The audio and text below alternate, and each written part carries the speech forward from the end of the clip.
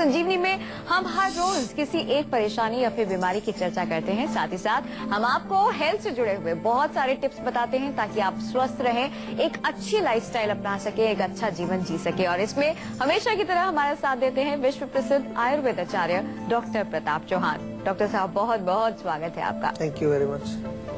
संजीवनी में आज हम बात करेंगे एक ऐसी बीमारी की जो दिखती तो बेहद मामूली है लेकिन बढ़ जाने पर आपको परेशान कर देती है। इसके लिए सीधे तौर पर मौसम को जिम्मेदार ठहराया जाता है। जी हाँ, हम बात कर रहे हैं नजला की। नजला से बहुत सारे लोग परेशान हो जाते हैं और जब नजला होता है तब उस वक्त ये समझ में नहीं आता कि क्या करें। ऐसे में संजीवनी के आज के एपिसोड में हम डॉक्टर साहब से जानेंगे क्या होता है नजला, कैसे इससे बचें, क्या है इसकी वजह वगैरह वगैरह, बहुत सारी जानकारी हासिल करेंगे। और साथ ही साथ संजीवनी टिप्स में जानेंगे बादाम रोगन की ढेर सारी खूबियां। चलिए डॉक्टर साहब से जानते हैं कि वैसे तो नजला कोई बड़ा रोग नहीं होता, लेकिन जब बिगड़ जाता है तो फिर आपको जकड़ लेता है और ऐसे में बहुत सारी कठिनाई का हमको सामना करना पड़ता है। क्या होता है नजला, क्या होती है नजले की बीमारी, और साथ में ये भी जानना चाहेंगे कि नजला होने की मुख्य वजह क्या होती है। डॉक्टर साहब, वैसे देखा जाए तो नजला किसी को भी कह देते हैं नजला हो गया तो बहुत शॉर्टकट चीज लगती है, छोटी सी बीमारी लगती है, लेकिन बढ़ जाए तो बहुत बड़ी हो जाती है। ये होता क्या है, इसकी वजह क्या, किस वजह से होता है? देखिए, मुख्य रूप से नजला वाकई में सही कहा आपने कि सुनने में बड़ी छोटी सी चीज है कि ये नजला हो गया है, थोड़ा नाक में से कुछ जो है पानी आ रहा है, छींकें आ रही हैं, लेकिन वास्तव में बड़ा इरिटेटिंग भी होता है। और साथ में जो है पूरी हमारी जो खासतौर से हमारा जो मस्तिष्क है, ब्रेन को तो बहुत डल कर देता है। वजह इसकी कई होती है। हमारी नाक के अंदर की जो परत है, मैं कई बार इसको बताता हूँ आपको, अन्य शोज में भी हमने बात की है कि अंदर की परत अगर कमजोर हो जाए, यानी कि लो इम्यूनिटी अगर आपकी हो, वो एक कारण है। दूसरा कारण है कि बहुत ज्यादा जो है ठंड आपको लग जाए। ठंड आपकी नाक से ही लगती है, कान से लगती है, पैरों से लगती है। ठंड का जब आपके पास साथ संपर्क हो जाता है उसके कारण है, या फिर ठंडी चीजें आपने बहुत ज्यादा सेवन की, बहुत ज्यादा आपने जो है कफ वर्धक चीजों का सेवन किया, उससे भी हो जाता है। हम देखें अगर इसको थोड़ा सा आयुर्वेद की दृष्टि से तो मुख्य रूप से कफ प्रधान रोग में आता है, लेकिन और भी दोषों के कारण प्रतिशाय के नाम से इसको आयुर्वेद में वर्णित किया गया है। और बिल्कुल सिंपल तरीके से समझें, जो कि आज आमतौर पर जब आप डॉक्टर्स के पास जाएंगे तो डॉक्टर आपको सीधा कहेगा भाई आपको इन्फेक्शन हो गया है, आपके साइनसेस में जो है कुछ वहाँ पर म्यूकस जमा हो गया है या वहाँ जाकर के सूख गया है वो, तो उसको वो एक प्रकार का वायरस के साथ या किसी इन्फेक्शन के साथ भी उसका जोड़ हम बना सकते हैं, उसका कारण हम समझ सकते हैं। शहडोल से एक दर्शक जुड़ गई हैं। सुषमा जी, स्वागत है आपका, अपना सवाल करें। नमस्कार डॉक्टर साहब। जी हाँ, मैं ये पूछना चाह रही थी आपसे कि मेरे फूफा जी हैं, उनको करीब 3 साल से सर में दर्द रहता है, बट सारी रिपोर्ट नॉर्मल है, ना उनको माइग्रेन है, मतलब माइग्रेन भी नहीं है, उनको कोई भी प्रॉब्लम नहीं है। बस उनका जो काम है वो कटिंग करने का है, तो कपड़ों का कटिंग करते हैं वो, तो उनको सिर्फ सर में दर्द रहता है ऑल टाइम, भारीपन, सर में दर्द, नजला वगैरह कुछ मतलब कि कुछ भी नहीं है उनको, सर्दी जुकाम ऐसा। अभी उम्र कितनी है उनकी? उनकी होगी 45। अच्छा, देखिए जैसा आपने कहा कि वो कटिंग का काम करते हैं, तो कभी कभार जो है अगर कोई ऐसा बारीकी का काम है उससे भी जो है हमारी नसें थोड़ी टाइट हो सकती हैं या उनमें खिंचाव पैदा हो सकता है। दूसरा ये भी हो सकता है कि कभी कभार किसी व्यक्ति को कोई मानसिक तनाव चल रहा है उसके कारण। तो जरूरी नहीं है कि हर सिर दर्द का आपको नाम ही ढूंढना है कि ये माइग्रेन है या ये फलां दर्द है, ये आधा सीसी है, ऐसा नहीं है। हमें कारण ढूंढना है, नाम से पहले आपको कारण ढूंढना है। इतना तो पता चल गया सिर दर्द हो गया, क्यों सिर में दर्द हो रहा है, किसी विशेष चीज के साथ उसका संपर्क कोई अगर उन्होंने देखा हो। कई बार पेशेंट ही हमें बता देते हैं कि जी जब मैं ये फलां खाना खाता हूँ तो उस दिन मुझे जरूर सिर में दर्द होता है।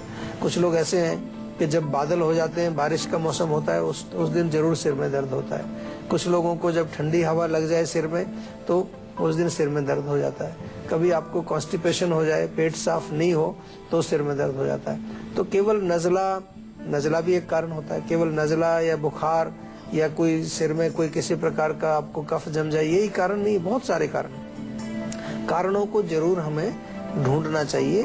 अभी उनके लिए मैं केवल इतना ही बताऊंगा, जो आपने थोड़ा सा उनका डिस्क्रिप्शन दिया उससे मेरा एक ही सुझाव है कि सिर में वो मालिश जरूर करें, तिल के तेल की मालिश सप्ताह में 2-3 बार मालिश करें अच्छी तरह से। और रात को नींद अच्छी अगर नहीं आती है तो सोने से पहले तलवों में भी अच्छी तरह से मालिश कर लें। तो उससे उनको कुछ रिलीफ डेफिनेटली मिलेगा, लेकिन रूट कॉज को हमारे डॉक्टर्स आपको समझाएंगे, बताएंगे। उनसे बात करके आप अच्छी प्रकार से जो है अपने रोग का डिस्क्रिप्शन दीजिए, उनको समझाइए, ताकि आपकी जो है समस्या का समाधान हो सके। आज हम बात कर रहे हैं नज़ला की। चलिए डॉक्टर साहब से ये जानते हैं कि इसके कितने प्रकार होते हैं। डॉक्टर साहब, नज़ला कितने प्रकार का होता है? आप आमतौर पर देखें तो 2 प्रकार हैं, एक्यूट और क्रॉनिक, यानी कि एक तो जो अभी तुरंत इन्फेक्शन पकड़ लिया, जुकाम हो गया। एक किसी को पुराना नज़ला कहते हैं, उसको हमारे यहाँ दुष्ट प्रतिशाय के नाम से या जीर्ण प्रतिशाय के नाम से आयुर्वेद में है। और थोड़ा दोषों की दृष्टि से हम प्रकार अगर देखें तो वात से भी होता है, पित्त से भी होता है, कफ से भी, तीनों दोषों से भी होता है। 5 प्रकार के प्रतिशाय आयुर्वेद में लिखे हुए हैं। तो इस तरह से तो वो दोषिक उसका जो एक कारण के अनुसार डिस्क्रिप्शन हुआ। लेकिन आमतौर पर या तो नज़ला अभी तुरंत पकड़ा किसी को, या किसी को पुराना नज़ला हो जाता है, जीर्ण यानी कि क्रॉनिक उसको जो प्रॉब्लम हो गई है, और ऐसी अवस्था में कुछ ना कुछ उनको रोज तकलीफ उनको बनी रहती है। अच्छा, अब ये जानना बेहद जरूरी है कि इसके लक्षण क्या है। डॉक्टर साहब, आमतौर पर नाक से पानी बहा, समझ लिया कि नज़ला है, और क्या क्या लक्षण है? देखिए, पानी बह भी सकता है, लेकिन जब अंदर अगर कफ, जैसे मैंने कहा कि अगर कफ की वजह से होगा तो नाक बंद भी हो सकती है आपकी। और अगर वात की वजह से होगा तो वात का हम बार बार आपको समझाते हैं कि वात का एक लक्षण क्या है, वो ड्राइनेस पैदा करता है। तो अंदर सूखापन, ड्राइनेस, कई बार लोगों को नज़ला होता है वो, लेकिन खुश्की होती है, उसमें कुछ ना कुछ नाक में वो आवाज करते रहते हैं, तो ये भी लक्षण हो सकता है। इसके अतिरिक्त नज़ले के साथ जो है सिर में दर्द होना बड़ा कॉमन सा एक सिम्टम है, लक्षण बड़ा कॉमन है। सिर में दर्द के अलावा शरीर में दर्द होना, बुखार होना, गले में भी जो इन्फेक्शन चला जाएगा तो गले में बलगम होना, भूख कम लगना, थोड़ा सा उल्टी आने के लक्षण भी होते हैं कि कुछ उल्टी शायद आएगी। इस तरह के लक्षण जो है आमतौर पर नज़ले के देखे जाते हैं। एक दर्शक जुड़ गए हैं, उज्जवल जी, स्वागत है आपका, अपना सवाल करें। हेलो। हाँ जी, नमस्कार। डॉक्टर साहब, मैं बताना चाहूँगा, मेरी जो स्किन है ना, वो काफी रफ हो चुकी है, और जो खुरदरा सपन होता है। हाँ जी, कुछ भी क्रीम लगाता हूँ मैं, उससे कोई इफेक्ट नहीं होता मेरे को। मतलब थोड़ी देर के लिए रहता है, फिर बाकी फिर वही वैसे हिसाब हो जाता है।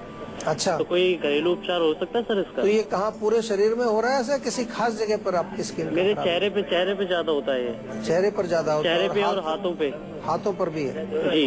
देखिए, ये जो है मुख्य रूप से हम ये कह सकते हैं कि अगेन जो खुश्की है हमारे बॉडी के अंदर, ड्राइनेस है, डिहाइड्रेशन कहिए उसको, पानी की कमी कहिए, या हम कहें कि जो स्निग्ध अंश है हमारे शरीर के अंदर जो कि स्निग्धता प्रदान करता है, वो उसमें पानी भी आता है, उसमें कई प्रकार के जो तैलीय अंश होते हैं वो भी होते हैं। तो वो कहीं हमारे शरीर में जब कम हो जाता है तो आपको इस प्रकार की प्रॉब्लम आती है। इसमें आपको एक साधारण सा मैं एक नुस्खा बताता हूँ जो आप आराम से जो है इसका प्रयोग कर सकते हैं।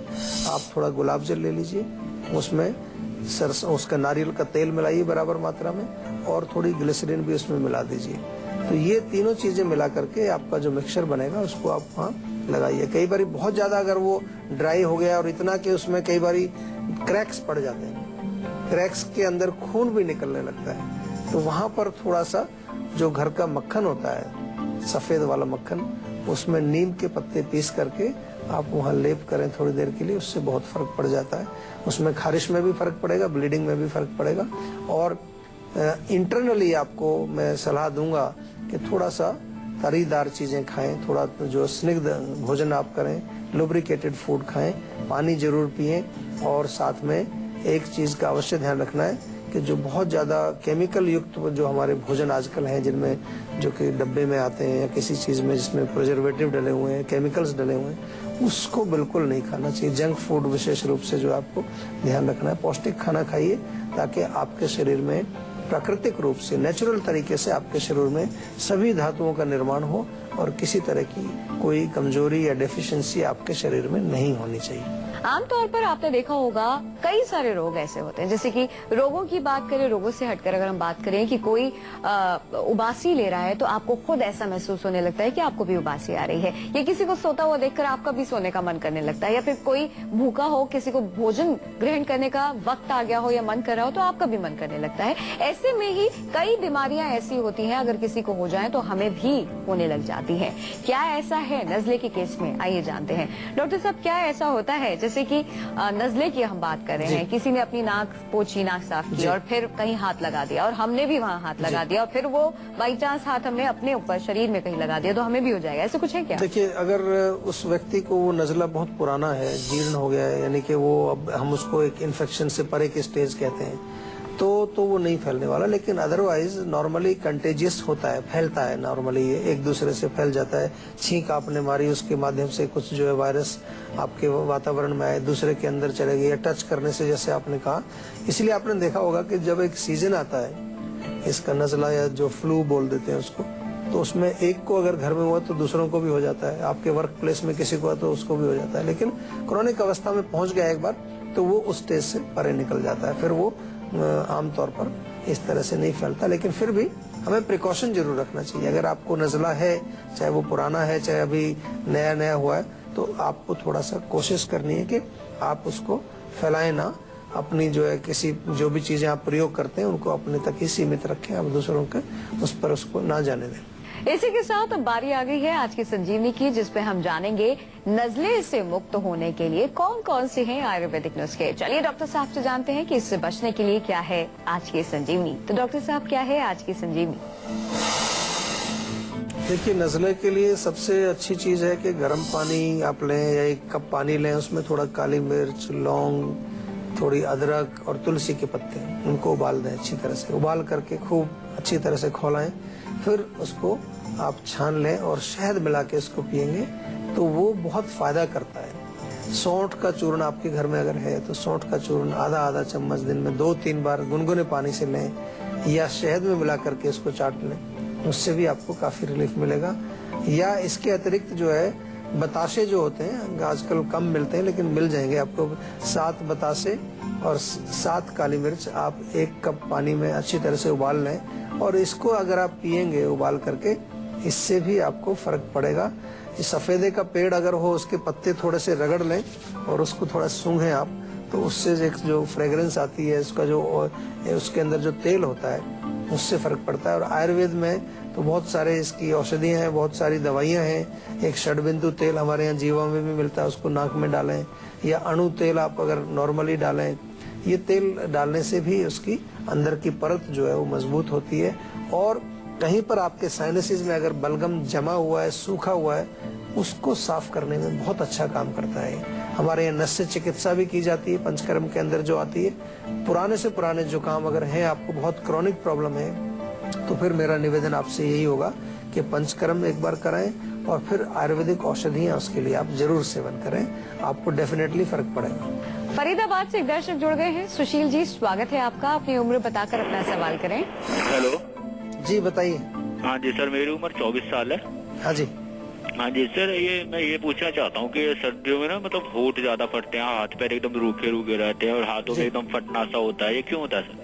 देखिए, बहुत अच्छा प्रश्न है आपका, और हम अपने शो में पहले भी कई बार बता चुके हैं कि आयुर्वेद में जो है ऋतुचर्या एक शब्द हमने पहले भी आपको बताया है, दर्शकों को शायद याद होगा। ऋतुचर्या यानी कि ऋतु के अनुसार आपका जो खान पान, ऋतु के अनुसार आपका रहन सहन, वो जब हम नहीं बदलते हैं तो फिर हमें कई प्रकार के विकार आते हैं। हर ऋतु का अपना प्रभाव हमारे शरीर पर होता है। तो ठंड के मौसम में डेफिनेटली आपने सही कहा, क्योंकि रुक्षता होती है, नमी नहीं होती है उतनी ज्यादा, हमारे वातावरण में सूखापन ज्यादा होता है। अच्छा, जब ठंडी हवा चलती है तो आपने देखा होगा बड़ी ड्राई होती है, और ये ड्राइनेस जो है जब हमारे होठों के संपर्क में आएगी या त्वचा के संपर्क में आएगी तो उनको भी सुखा देती है, इसलिए इसका ध्यान रखना। दूसरा कारण ये भी होता है कि सर्दी के मौसम में पानी कम पीते हैं लोग, प्यास नहीं लगती है, और पानी जब कम पिया जाता है तो उसकी वजह से भी शरीर में हमारे में खुश्की आ जाती है, डिहाइड्रेशन हो जाता है। तो थोड़ा कोशिश करनी चाहिए सर्दियों के मौसम में नियमित रूप से आप शरीर में तेल की मालिश करें, पानी भी पीते रहें, और गुनगुना पानी पीना चाहिए। सर्दियों में ताजा पानी भी नहीं पीना, पानी को गर्म करके गुनगुना पानी अगर आप पियेंगे तो उससे दोनों काम आपके होंगे। आपकी अग्नि भी जो है वो प्रज्वलित रहेगी, आपके टॉक्सिन्स भी बाहर निकलेंगे, और पानी की कमी भी आपके शरीर में नहीं होगी। चलिए इसी के साथ अब बात कर लेते हैं सावधानी और परहेज की। डॉक्टर साहब, कौन कौन सी सावधानियां हैं नजला होने पर जिन पर हमें मुख्य रूप से ठंड से बचना है, ठंडी चीजें नहीं खानी, कोल्ड ड्रिंक, आइसक्रीम वगैरह का सेवन नहीं करना है, बहुत ज्यादा तली हुई चीजों का सेवन नहीं करना है, मिठाई का सेवन नहीं करना है। मिल्क प्रोडक्ट्स भी हैवी होते हैं, बलगम ज्यादा बनाते हैं, उससे भी आपको बचना है। और सबसे इम्पोर्टेंट चीज है कि आप नाक को साफ रखने का प्रयास करें, उसमें किसी प्रकार की गंदगी ना रहे। जितनी वो क्लीन रहेगी उतना ही वहाँ पर जो है कम से कम इन्फेक्शन होने के चांसेस कम होंगे। डॉक्टर साहब अब आपको बताएंगे बादाम रोगन की ढेर सारी खूबियाँ। डॉक्टर साहब, बादाम रोगन जी, जैसा कि नाम वैसा इसका काम, बेहद खास और खूबियों का भंडार माना जाता बिल्कुल, है। definitely। क्या है इसकी खूबियाँ? देखिए, सबसे पहले तो शक्तिवर्धक है, बहुत बलशाली, बादाम से निकाला हुआ है। बादाम का जो तेल होता है उसी को बादाम रोगन बोलते हैं, तो काफी ताकत उसमें होती है। 1 चम्मच आप 1 कप दूध में डाल करके नित्य अगर इसका सेवन करें, पिए रोज, तो आपको जो है शक्ति आती है। शुक्रवर्धक भी इसको कहा गया है। रात को सोने से पहले नाक में डालें तो आपको माइग्रेन, सिर दर्द वगैरह अगर है तो उसमें लाभ पहुंचाएगा। इसी प्रकार से आंवले के रस में बादाम का तेल मिला करके आप बालों में लगाएंगे तो जो हेयर लॉस की प्रॉब्लम जिनको रहती है, कई बाल उनके बड़े थिन होते हैं, घने बाल नहीं है, तो उसके लिए बहुत अच्छा काम करता है। और सिर में मालिश करें या तलवों में इसकी मालिश करें तो उससे नींद बहुत अच्छी आती है। जिन लोगों को नींद की प्रॉब्लम है, माइंड बहुत ज्यादा उनका चलता रहता है, टेंशन बनी रहती है, उसके लिए बहुत अच्छा है। और काले धब्बे आंखों के नीचे अक्सर हो जाया करते हैं, तो उसमें रात को सोने से पहले बादाम रोगन से आप मालिश करें रोज, तो उससे आपको काफी लाभ मिलेगा। तो वही बादाम रोगन की मालिश और बादाम का सेवन आपके लिए बेहद लाभकारी है, बेहद फायदेमंद है। डॉक्टर साहब, बहुत बहुत शुक्रिया तमाम जानकारी के लिए। शुक्रिया जी।